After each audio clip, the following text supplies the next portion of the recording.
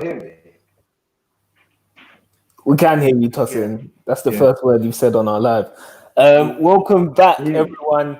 The Premier League's back. I'm back hosting. The connection's not the greatest. It's lagging. Tosin is insistent on putting our stream to an end. But it's a Tapping Football podcast. We're back with the fans forum. Obviously, as you know, the Premier League was back today. We've been ready, waiting for it to rock and roll. I've got 3 amazing guests with us today. The first 2 are regulars. I'm going to let them introduce themselves. Toby, over to you. Yeah, man.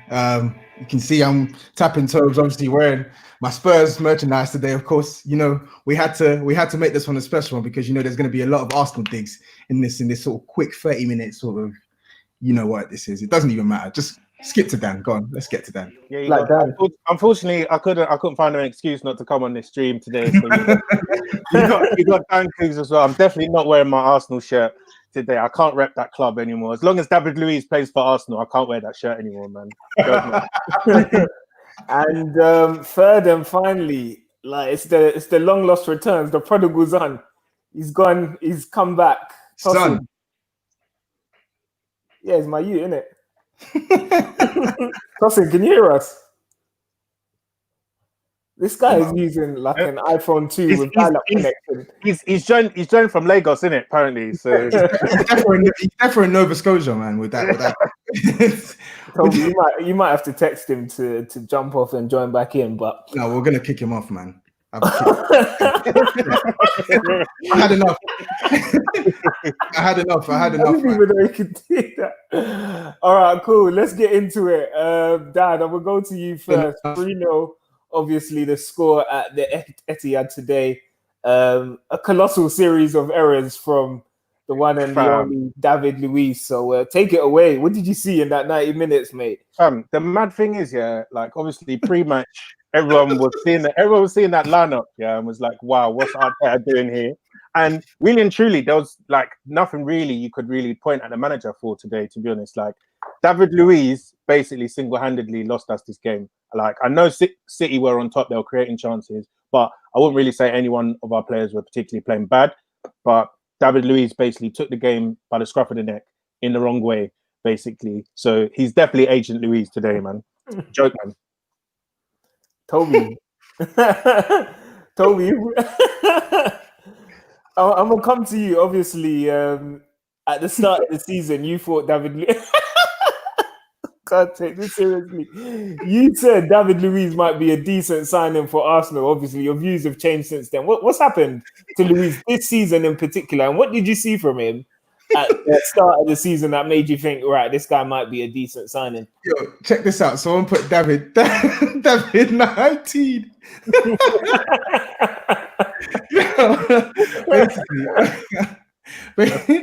basically, I thought, you know what? This guy is good at passing the ball from the back. And obviously this team, if you watch them last season, the amount of goals they conceded just from stupidity with the ball when you're trying to play it from the back, that's David Luiz's meat and drink. What they forgot to tell you and what we forgot to mention was that this guy can't defend. so him being in a defensive structure when you don't have the ball is actually like, you're asking for it. You're asking for a beatdown. And they got that today. You saw Arteta. Arteta didn't even want to play him. They asked Arteta, why did you leave Luiz out? He said, I saw a couple things in training and I've had to change some tactics. And obviously, you must have seen it. As soon as David Luiz comes on, 5 minutes into it, he makes that horrific mistake for Sterling. And if you see Arteta, he lost his rag. Like he's like, he just lost it. And that's what you get with David Luiz. You get a calamity. Conceded a penalty against Liverpool. Conceded a penalty against Chelsea. Concedes a penalty against City. Mistake. The guy is useless. You called him Titus Bramble, Steve, innit? Yeah, do you know what? I haven't seen a string of errors from a defender so consistently since Titus Bramble. And this guy's literally been living off his passing ability for the best part of his career, to be honest. And it was in that Brazil-Germany game that I saw this guy and I said, nah. You know what? he's not capable of playing at the top level. I don't know if it's his concentration, is like his mental awareness, or he's just tired. He just makes these errors that like a League Two defender wouldn't make. Do you know what I mean? So it's strange. It's strange from David Luiz. But I don't want to dwell on him too much. I'm sure the Arsenal fans are going to rip into him. Dan, I thought it was interesting because they were saying that Arsenal flew out from London at like 5 p.m. Today, and then obviously there were a string of injuries that you lot had early on in the game. Do you think that was a bit weird from Arteta? Why is he flying in so late? Yeah, to be honest, I don't really understand. I don't really understand the logic behind it. I know Arsene liked the team travelling up the day before. I don't know if, with COVID, staying in hotels, this, that, and the other, it might be more difficult, and that might be the reason for it. But I thought that was strange because, coming into this, we've got games every 2-3 days. Injuries are going to happen, but you hoped that they wouldn't happen in the same game on your first game back against Man City. The two key players in your spine as well. So, it's a bit of a joke. It's a bit of a joke, and I think the worst thing about today is if you're Aubameyang or even or enough. if you're Aubameyang or Saka, why are you going to sign a contract to tie yourself to a club like that?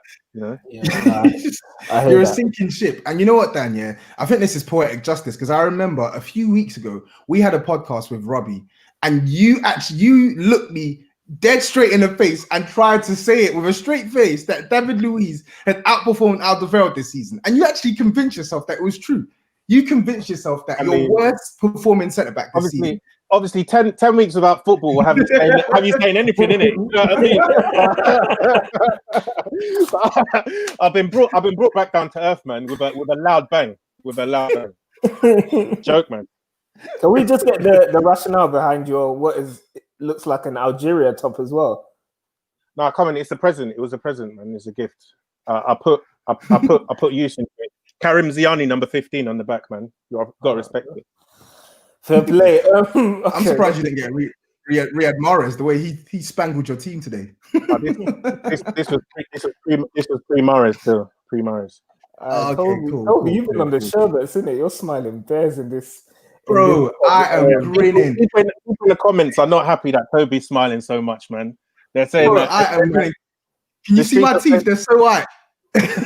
I am grinning from ear to ear because I told my work colleagues, I told everyone, I said, yo, this is going to be a beatdown. And I was so frustrated in the first half when City were missing so many chances. And I'm like, bruh, something's got to give. And then Luiz, of course, he comes on. And Luiz is literally the gift that just keeps on giving.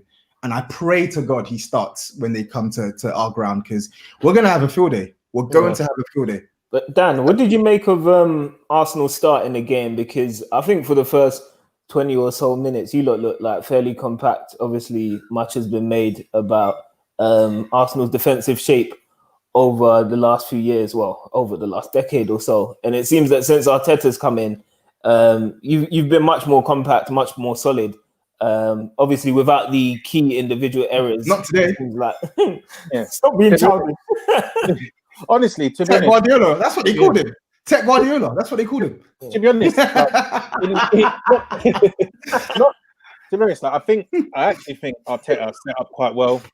We started the game in a decent shape. I know City did have a lot more of the ball, but I think even Gary Neville was commenting, and this is something that has been a criticism of Luiz the whole time he's been at Arsenal, that he plays for himself, he doesn't play for the team. So I think even irrespective of his mistakes, you could see that when he came onto the pitch, the team dropped maybe about 10, 20 yards further back, and it allowed Kevin De Bruyne and David Silva to start playing a lot closer to our box.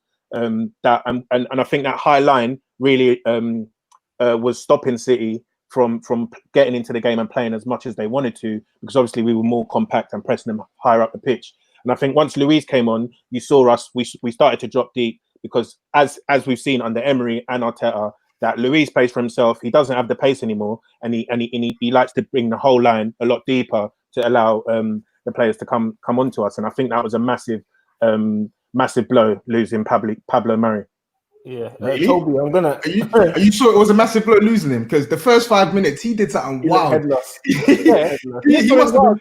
He must have, But he must have thought this was a game of karate chop or something. The way he As- booted Raheem Sterling. Oh my goodness. individually, I'm not rating that guy at all, to be honest. But I think as a team, the structure was a lot better when he was on the pitch. Yeah. Toby, I'm gonna come to you because obviously I saw a question asking about Nketiah starting over Lacazette, and you've been gunning down Lacazette for months now. What did you think of that? Yeah, you've been panning Lacazette. I mean, I actually like Lacazette, but of course I'm going to pan him. Of course. Yeah. What do you make of Arsenal's actual starting lineup, and then obviously Nketiah starting ahead of Lacazette, Pepe, and so on? Oh yeah, I'm glad you asked. The lineup was atrocious. It was pathetic. It was pathetic. We're meant to be playing football on Saturday, and I bet you I could put together a better crop of players from our batch of friends than that lineup that I saw tonight. It was terrible. He started Nketiah. I like him. He has no business starting today. He didn't impact the game at all. You stunted your best your best striker wide to play Nketiah. You ain't even played Lacazette, who's looked sharp in training. And in midfield, don't even get me started in the midfield. For starters, they got a 350k a week German international World Cup winner who can't even make a 20-man squad. They allowed 2 additional subs and you still can't make the team. You still cannot make the team, fam. They're a joke. And then Willock is slowly becoming a nothing player in this Arsenal team because at the start of the season, he was someone who could run and carry it. But what does he do? Casper the Ghost. What does this guy do? He scored a banger against Liverpool at Anfield. And he's effed off. We ain't seen him since because every single time this guy is playing, I actually forget he's on the pitch. That's how invisible he's been. That's how invisible he's been. And then Guendouzi was all right. You know what? He was all right. Ceballos came on. He was okay. But like, it just goes back to the point I was making when we had the podcast with Robbie. You can only make so much of a pile of poo-poo. Like, you can't dress it up any other way. And no matter what Arteta did today, he was going to take that L because, put it simply, this team are just not good enough. They're terrible. Absolutely terrible. I guess that begs the question, and obviously City being City, Edison has actually got a mad left foot. I'm not going to lie. Some of the he's got more assists than Ozil in the league this season, hasn't he? Yeah, I'm not surprised. I think he's got 2.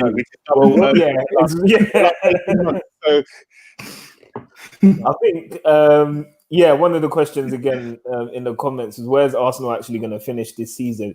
And just watching you lot today, like the squad looked so bare in terms of talent. It didn't seem like you lot had many more levels to go. It seems like Arteta is just relying on youth and enthusiasm. And that's only going to get you so far. Obviously, you know I love a dig at Pepe Dan.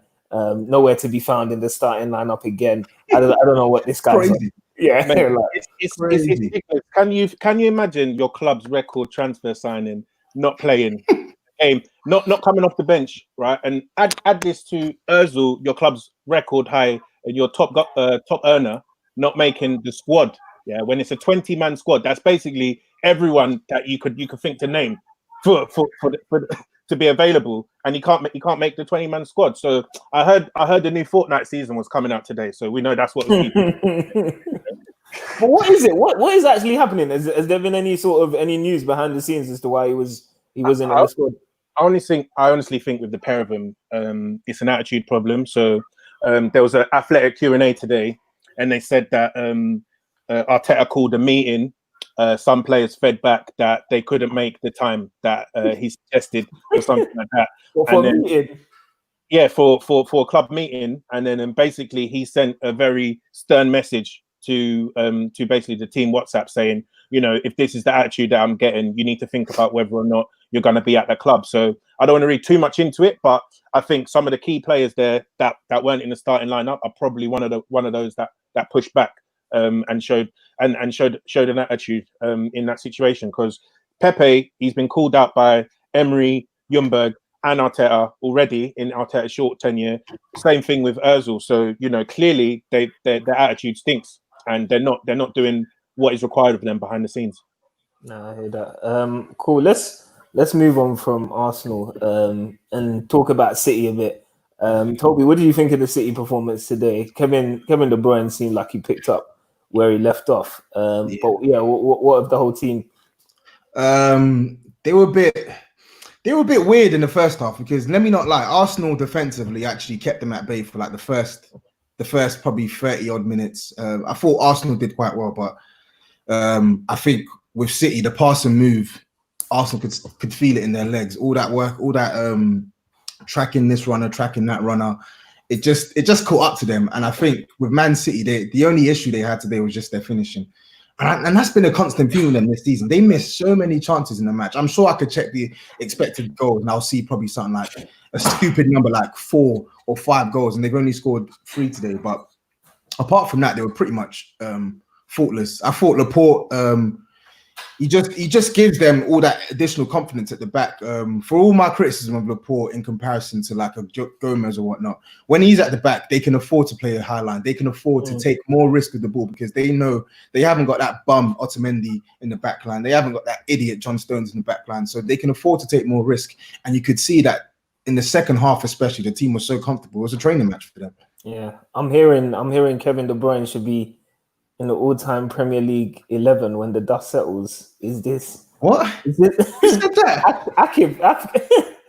Bro, he's a crazy fool. He said that he was still rating Mourinho like a year ago, man. He knows nothing. So we garbaged in that opinion, yeah? You reckon that won't happen by the time he's done at City? Oh, I thought we were talking about now. I thought no. You said when the dust settles. Okay, cool. Let me rewind then, because I think there's probably a legitimate claim for that, to be honest, because he's what, like 28 years old? 28 years old. He has probably 4 more years at City if he stays. I think he's got a lot of dirt to do. So, yeah, it could be a possibility. You never know. Cool. All right, then. So if anyone's got any questions about Arsenal, please drop them in the comments. I'm going to move quickly away from this game, unless, Toby, you wanted to say anything else on this game. Well, we got Big Steve coming on. I think he might be coming on later, but we'll see. All right, we can go back to them. Let's talk very briefly, because it was a trash match, about this Aston Villa and Sheffield United match. Obviously, Sheffield United done in for the top 4. It was the return of the Premier League, and it was an absolutely shocking game in my eyes, anyway. It was terrible. I would have preferred to watch 2 people play that same game on FIFA than actually watch that game live. It was that bad. It was terrible. Like, there was minimal clear-cut chances, just bare booting the ball. Sheffield United uncharacteristically poor as well. Like, they just couldn't really get the usual sort of passing patterns together. And of course, up front as well, I mean, Billy Sharp and Ollie McBurney, from when you can't even rattle Tyrone Mings and Courtney Horse, bruv, what do you have going for you? They were just not a goal threat today. And Aston Villa, what can we say? They're going down and they have Jack Grealish.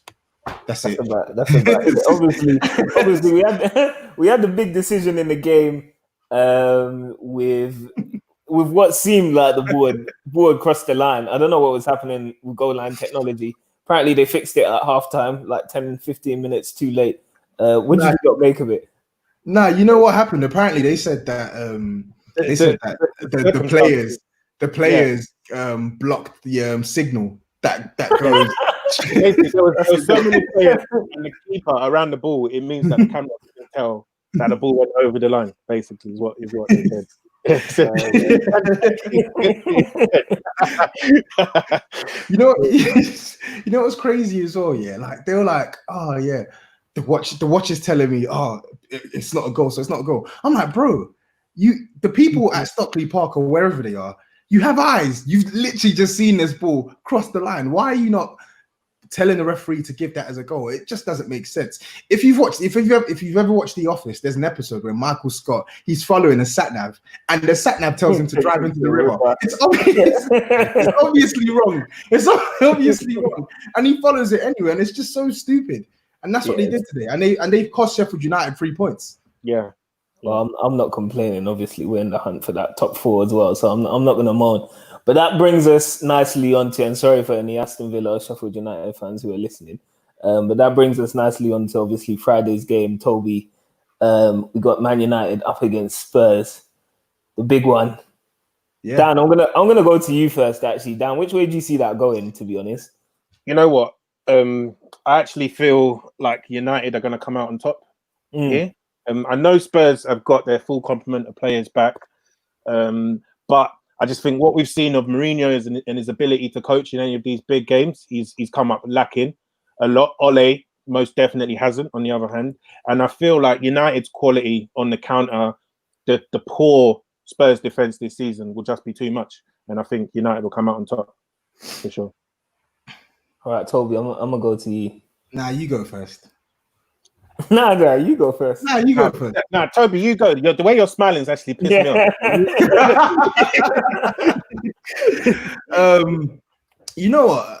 I don't think it's a weird one. You're gonna bite my head off, but I don't think we're gonna lose. I'm not sure if we're gonna win, but I don't think we're gonna lose. Don't get me wrong. Everything Dan said about our defense is true, and by goodness, if we play Aurier, Sissoko needs to have a much better game than he did at Old Trafford, because I mean, Old Trafford, bruv, we got killed on that right-hand side. I think it's going to be a draw, you know. I think both sides will cancel each other out. I still think for all Man United's quality, we can still hurt them, man. We got players like Lo Celso, Harry Kane back, Son. Mate, we can still hurt them, man. You never know. I'm gonna add Big Steven to give us that City view. To give us that City view. All right, fellas. What's up, man? What's happening, Big Steve? How you doing? I'm good. I'm all right, are you? Yeah, man. I'm How happy. you feeling? I'm happy. Yeah. Yeah, I'm just happy to watch football, English football. I'm happy to watch my team. It was a bit strange with the crowd noises and everything, but you know what? I'll take it. I'm just happy to watch football and see the boys. What do you make of City not having enough fans to fill the virtual stadium as well? Listen, you guys can cling on to anything you want, but I don't care. We're still Premier League champions, and we won a cup this year. I'm buzzing. Only for 2 more weeks, isn't it? Yeah. Hey, you never know. The big track record of bottling it before, so don't bet against it. Oh, come on. Nah, you would definitely bet against it. Come on. Steve, who impressed you for City today? Listen, when you win the league in the 93rd.20 minute, nothing is impossible. We've got experience of that in 89. Don't worry about that, man. Oh, look at this Arsenal guy here going about 89. Wow. Historian. 89. You literally weren't even born down, man. Come on, man. Come on. I was 8 years old. Nah, Steve, what did you think of City's performance today? You know what? Who impressed you? Yeah. I thought young Garcia had a great game before Edison killed him. He flattened him, didn't he? Jesus. I thought Kevin De Bruyne was good once he got warmed up. He had a few stray passes early doors, but then he seemed to get in the game more. I thought Mahrez did all right as well. I thought he did okay. I thought Foden did well when he come on. Aguero could have had two. I was impressed with the way he sort of kept it going. I thought after such a long break, I thought it might be a little bit disjointed and a bit of a tough game. But no, as the game went on, I thought we grew into it, and I'm really happy with it. I felt really good with it. Yeah. Obviously we've got David Silva and leaving at the end of the season. A lot of calls for Foden to play more minutes. What do you reckon of Foden's talent? Do you think he can slot in right away when Silva leaves, or do you think you need a replacement there? Would you rather see Bernardo Silva start?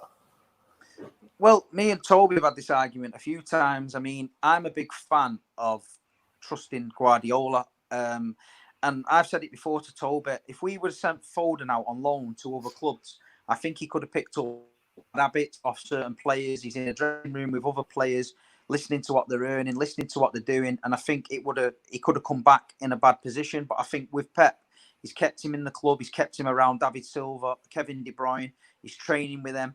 He's learning our style of play, because City's style of play and what Pep Guardiola demands of you is not easy. So I think he's kept him within the squad. He's been really patient. I think Foden, credit to Foden, he's been really patient.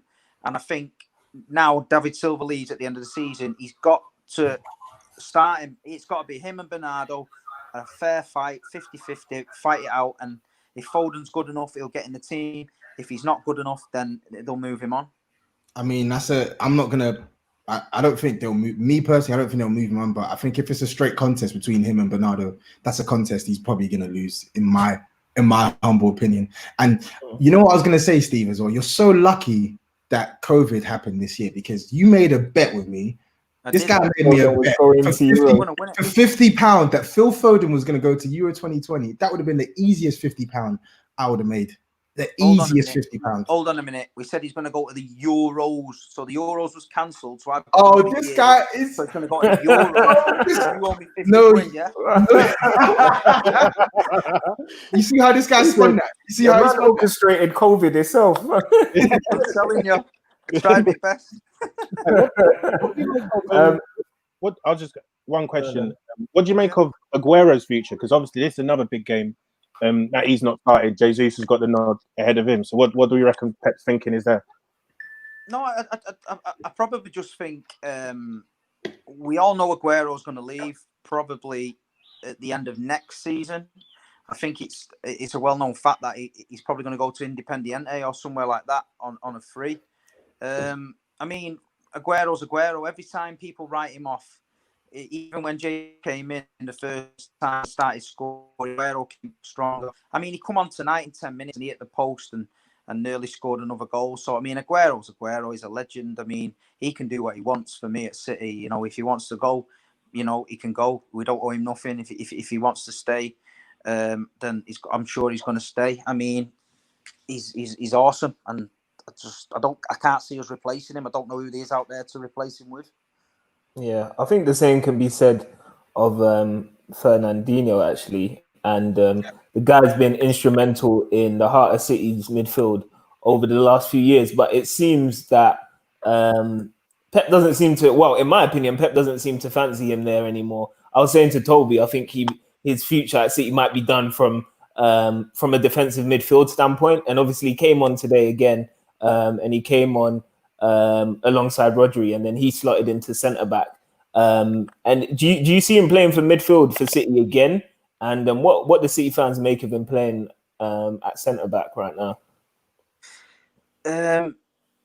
It was a strange one for Pep. I mean, because we took away probably our best defensive midfielder and tried to sort of patch him into the team at centre half, which it weakened our midfield and it weakened our centre half position, because he's not a great centre half. He reads the game well and he's physical and stuff, but he's not great. And he has cost us a few games. But I mean, Fernandinho, he's getting to the twilight of his career now. But there's definitely a place for him in the squad. But it's whether he wants to be a squad player or he wants to go have one more big move somewhere, maybe MLS, and play week in, week out. I mean, that's down to Fernandinho.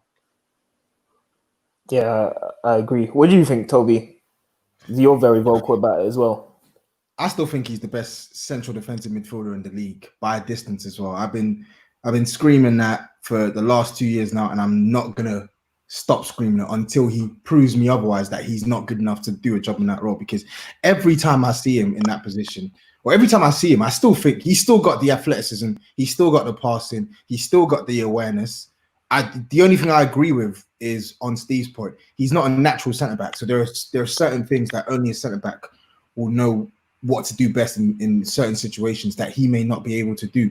But generally, I don't even think he's been that bad at centre back for Man City this season. And I think I get it. Rodri was bought for big money, and you have to sort of propel him into the first team and make him ready for life after Fernandinho. But for now, I still think Fernandinho's got to still be playing.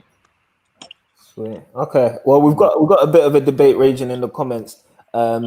Steve, before we move past this City and Arsenal match, I'm going to come to you first. Who's the best striker in the Premier League for you right now?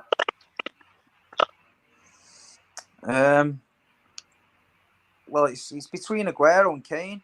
I think Kane's got the youth on his side. I mean, you can't knock Aguero. What he's done, he's consistent all the time. I do like Harry Kane. At first, I didn't rate Harry Kane. I just don't know why. I just could never take to the guy. But then you've got to look past it and just look at the guy's record and the way he scores them goals, and he's a great finisher. I mean, so Kane and Aguero. You've got to pick one for me, Steve. Obviously, I'm going to pick my man out. All right. We hear you. Kane's better. Kane's better. Dan. I think Aguero's still better than him. You know, I just think you just have to look at it like even when the guy's not fully fit, he comes back from an injury. He just claps the goals in. I think he's actually got the best minutes to goals ratio this season, and he's barely played. And he's not started all the games as well. I still think he's the best, even though you know Kane is a shooter as well. But I think past 18 months, I think Aguero's been much better than him, 100%. Cool. Okay. Well, Steve, thanks for your views. You're welcome to stay on as we talk about Man U and Spurs quickly for 2 minutes before we lock off until that match. Wait, you're not going to come to me about Harry Kane? No, you're already going to say Harry Kane. I don't need to hear you. All right, fine. But I just want you to know it's Harry Kane. Okay, thank you for that enlightening opinion. But yeah, Toby, we're talking obviously United Spurs. Do you just want to quickly summarize what you were saying and which way you thought that was going to go? I think it's going to be a draw. I think us actually having any chance on whether we win the game hinges on that midfield, the midfield trio that we play, and it also hinges on that right hand side for us. As I said, I think Aurier is a mistake waiting to happen, and you saw what Marcus Rashford did to him. I think we have to be looking at Rashford, and you have to be putting together some sort of plan to keep him at bay. In terms of what we can do offensively, Sonny, he seems to find it hard going up against Aaron Wan-Bissaka, and I don't see how that's going to change on Friday. I think Bissaka. So does everyone, mate. So does everyone. Yeah, I think Bissaka is too good defensively. So I think with Bissaka, I think we literally just need to double up on him. We need to give him more than one problem to actually think about. And yeah, I think it's going to end a draw. I'd love a Spurs win, but just based on how we've been playing this season, based on who we got at the helm, I can't see us winning. Yeah, cool. Dan, you were back in United, weren't you? Yeah, unfortunately so, but I think United just got too much for Spurs. This is my friend. He's asking, do I...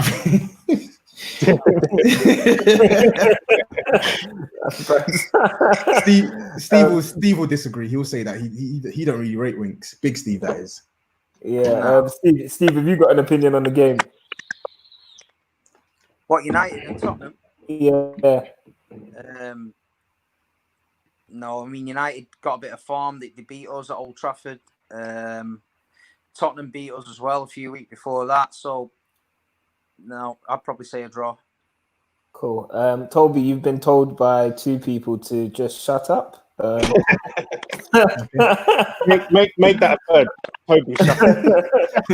Yeah, you know what? I'm not as confident as other United fans for this Spurs game. I just think over the course of the season we've been so inconsistent, and we haven't even strung together 3 back-to-back Premier League wins. The one thing I do think we have in our favour is that Oli seems to be fairly tactically astute against the bigger teams, but it's going to be interesting.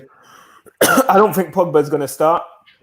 I think, according to some of the reports I've seen in The Athletic, he's going to have to work his way back. And to be honest, it's fair considering he's barely played in half a year. So I think it's going to be interesting who comes out on top of, in the midfield, Fred and Fernandez and what's his name? GLC. And who's the other midfielder, Toby? You know, say his name. Say his name. You know his name. Say his name. Listen, Slim Dombele now. That's what I'm hearing. Bro, listen. We've only seen him and Lo Celso play together like what three times this season in all competitions. Yeah. I think it's time that we actually see it again against Man United and with Sissoko and the teams on. Then let's see what can happen. We're gonna have to put that poll up on Twitter. Ndombele and GLC versus Fred and Fernandez. But guys, if there's no more from any of you three, I'm gonna lock it off here. We were hoping to have the return of the prodigal son Tosin on the podcast, but he couldn't get his internet sorted, so maybe we'll have him next week. But yeah, thanks for listening, guys. No worries, any more? Nice to see ya. Nah, man. We'll be back on Friday. Hopefully with some good news. Get David-Luiz out my club. That's it. Brilliant. That's funny. Thank you guys. You've been amazing. Join us on Friday evening. Yeah.